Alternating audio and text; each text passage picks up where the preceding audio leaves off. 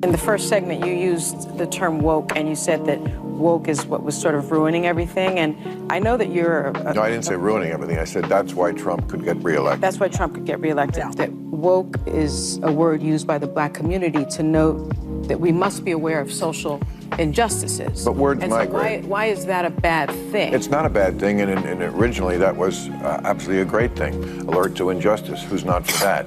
But words do migrate. At all concerned about the fact that the International Criminal Court just today issued a subpoena for Bibi Netanyahu? Well, that's...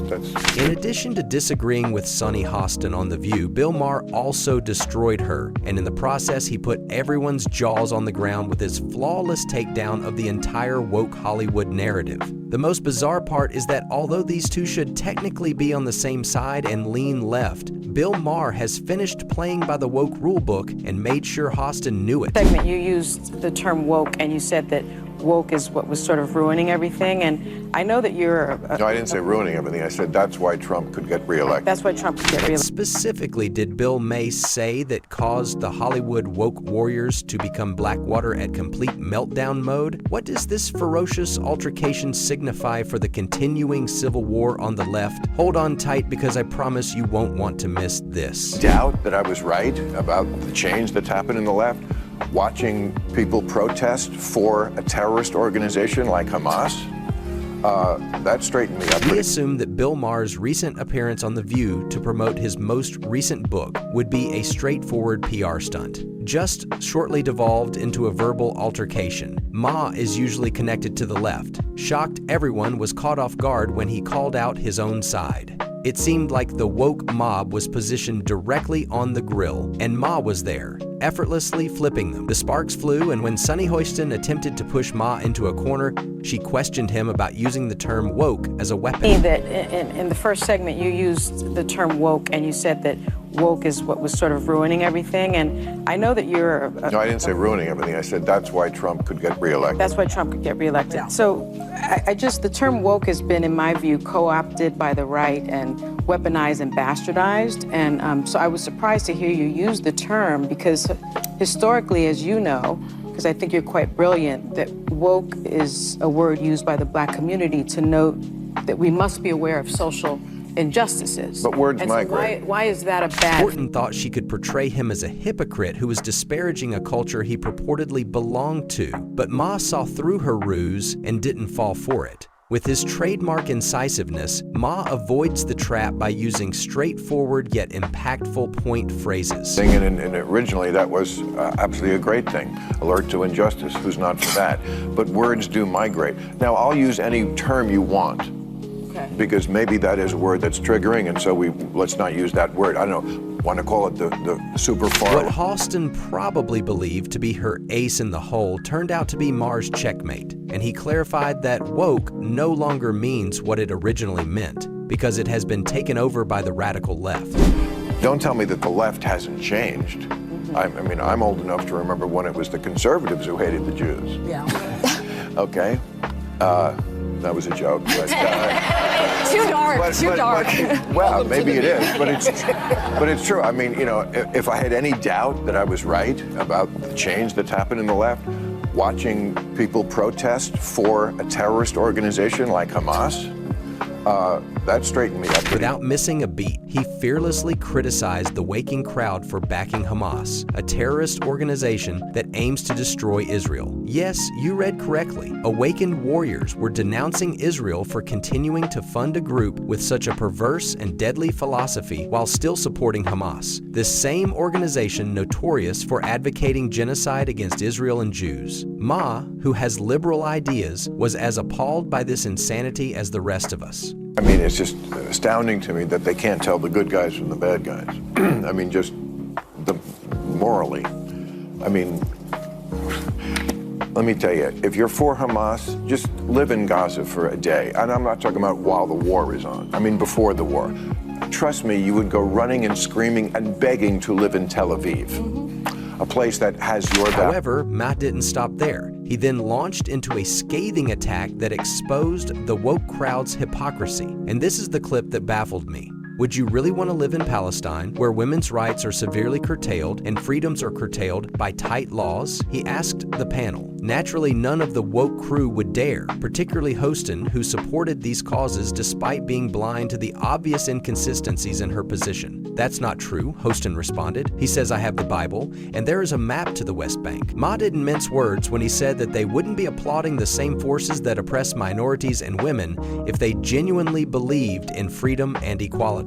Women have no, this is a show watched by a lot of women. Women have no rights in this place and a lot of majority Muslim countries around the world.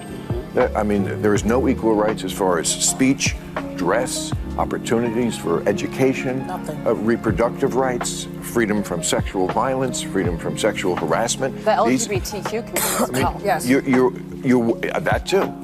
But you throw around the term apartheid. There is a gender apartheid in a lot of the world where women are second-class citizens. Ma delivered another gut punch just when you thought he could get any harder. He brought attention to the gender inequality that exists in many Muslim-majority nations that the woke mob frequently supports, suggesting that if Hostin and her colleagues were genuinely dedicated to fighting for women's rights, they should fly to these nations and observe firsthand how women are treated as second-class citizens. It was a subtle but devastating uppercut that left Hostin and the rest of the panel gasping for air. Concerned about the innocent civilians that have been collectively punished and murdered, largely children and women. And are you at all concerned about the fact that the International Criminal Court just today issued a subpoena for Bibi Netanyahu? As their arguments crumbled, Hostin realized she had lost the battle against hypocrisy and made a last-ditch attempt to cast Ma as a promoter of violence against defenseless civilians. Hun's method was all too familiar. When the left's arguments are called into question, they immediately resort to moral grandstanding. However, Ma wasn't having it. He saw the move coming and responded with yet another ruthless attack that completely destroyed the host's plans. Ridiculous, but it's a war. Why? It's a war. Because it's a war and they were attacked and they're defending themselves. Now, this is a war. Do you think Hamas needs to be destroyed? Question. Yes. You do? Yes. So how can we do that with a ceasefire? All right, so Hamas needs to be destroyed because they are a terrorist organization who say openly that they want to commit genocide on the Jewish people, on the state of Israel. That's what from the river to the sea means, okay? And they say it very openly. They said, we did this attack. They've attacked Israel 5 times. They've started 5 wars since they were given that land back. They could have chosen to turn that place into any place they wanted to, and they took a lot of money that they took from the international community and they spent it on bombs and guns and building tunnels. So if they need to be destroyed, how do we do that? It's a war. I don't know how to do that, and you don't know how to do that. I assume the Israeli Of course, everybody is, but that's what happens in a war. Here's a way to stop that. Stop attacking. Give up attacking Israel. Not only was Maher's response astute, but it was also a masterclass in managing these kinds of settings. He shredded the woke playbook with composure and accuracy, reducing the host's allegations to dust. The audience, caught in the crossfire, couldn't resist but applaud. Maher's incisive indictment of the awakened attitude clearly impressed the panelists and the studio audience, who were presumably left-leaning. Hostin, meanwhile, appeared to be a deer caught in headlights and sat there in disbelief as the crowd erupted in cheers and she could feel the heat. Nothing. Yeah. And it's narrative over truth. You know, Yes. I mean, it's not like when I hear people talk on either side of it, I always think they're lying. They're just telling me half of it. Yeah. And I never trust them anywhere until I check out the other. Ma, however, wasn't finished yet. He saved his best attempt. Ma reacted brilliantly to Whoopi Goldberg's question in the last round on whether the media was distorting the facts to support a particular narrative. He again attacked the woke agenda, labeling it the story of reality. Ma clarified that for the ultra-left, truth is frequently the last priority. He claimed that their true mission is to force their narrative on everyone, without question, and that truth is sacrificed for convenience. This is precisely why he refuses to join the woke movement, which is full of people with hidden agendas who wish to undermine the cultural and traditional foundation upon which America was built. During all of this, the host's face looked like she had just seen a ghost and was eager to get out, but she obviously wasn't about to give Ma the last word. In a last desperate move, she attempted to accuse Ma of renunciation. but Ma had the ideal response once. School liberals, which I would mostly count myself as, old school conservatives, there's still some of those You've left. changed, though. Wait, what are the other two? Go ahead. Well, that's what I. Well, that's what I was trying to find out in this book. I don't think I have. And you know, we were saying in the break we have to come up with a new word for woke. Let's have a contest because this is a word that's triggering. But I mean, those concepts that are different than they were 5 years. Explained that he was a traditional liberal who maintained that his ideas were essentially different from those of the woke mob, who favored keeping people in their anguish while advancing their narrative, even if it harms them in order to make their point. He believed in social justice, but not the type that allows people to live comfortably in their suffering. He provided a classic example. While the woke mob would prefer to leave homeless people on the sidewalk and force everyone else to deal with their inconvenience, while anyone who dared to voice their disapproval is immediately dismissed, an old-school liberal would want to assist in getting them off the street and into safe, comfortable shelters. Was a term that I thought we kind of came up with because people were calling them bums and vagrants and hobos. Now that's homeless. No. It's unhoused. Well, it's people Unhoused. experiencing Now it's homelessness. But they're experiencing it on the street. Yeah. Okay, the liberal view of that was for compassion's sake. We're the liberals, we're compassionate. Let's get these people off the street.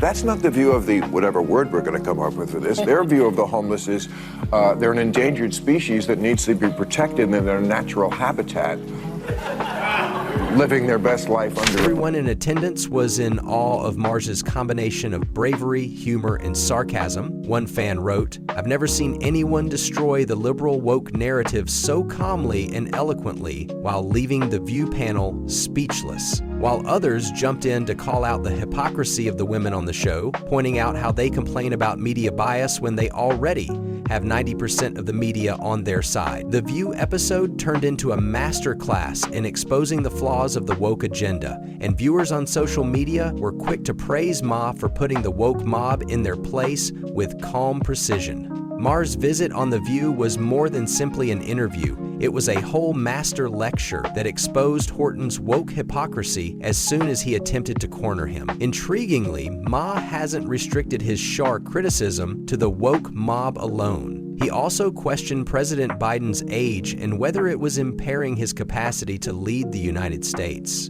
The woke mob didn't see it coming, and based on their collective meltdown, they're still in shock from the fallout. He just presents as old. It's not really fair. No. Because he's almost the same age. Trump is almost the same age as him. I know. But Trump doesn't present that way. You know, you look at somebody right away, you can kind of just sum them up. I mean, we are not young, but we don't present as old. Yeah. Biden does. I saw him yesterday making that speech. I mean, I'm sorry, he's cadaver. Being likened to a cadaver while still alive is disgusting. That is mastery at the highest level. It also neatly connects to the widely held belief that Biden is merely a puppet and not really in charge, with the real power players hiding behind the curtain. By the time Ma delivered his final truth bomb, the host's arguments had devolved into dust, the woke narrative had been destroyed, and the woke mob had lost all hope. That concludes today's video. You won't want to miss our next video, so please hit the like button and subscribe if you liked this takedown. We hope to see you then.